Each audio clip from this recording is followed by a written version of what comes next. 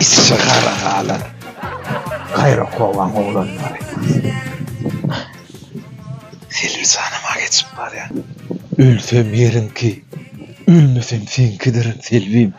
Akşam gün yaşan son ama. Bert dayım oğlu gelecek deydi. O bağlığa gerilenecek deydi daha. Düşünenlerle. Real'e şampiyon oldu falan. Malaya dedim aklım. Teşekkür kim o ya? Neyme yok. Dedim uçup geldi. Kaptan kıdamı ne? Aha filmle yok. Öyle bana TikTok, Instagram yarayan bulurdu. Öyle bir pul ne? Hakikaten bir pul. Ama ayağına. Yarayın arkayına o. Değil köşeden pullarım o. Ay çipi çıkıp olacaklar da ki. Han tanıştırdı han sağlı da o.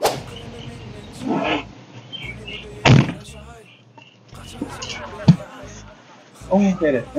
Bulamah geliyor. Afu. Masin görüyorsun.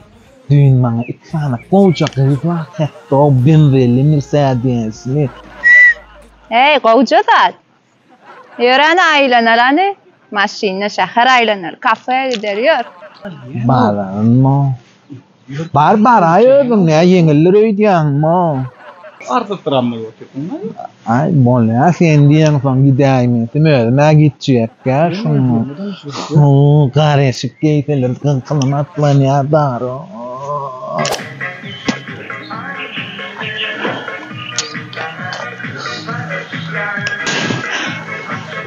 Selvim geldin mi?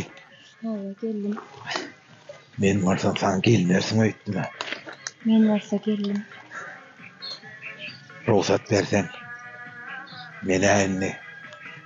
Öydakiler size uğratmakçı. Ay oğlum. Ene matam karşı olmasa. Gıyvözün kıdip bile. Yassa!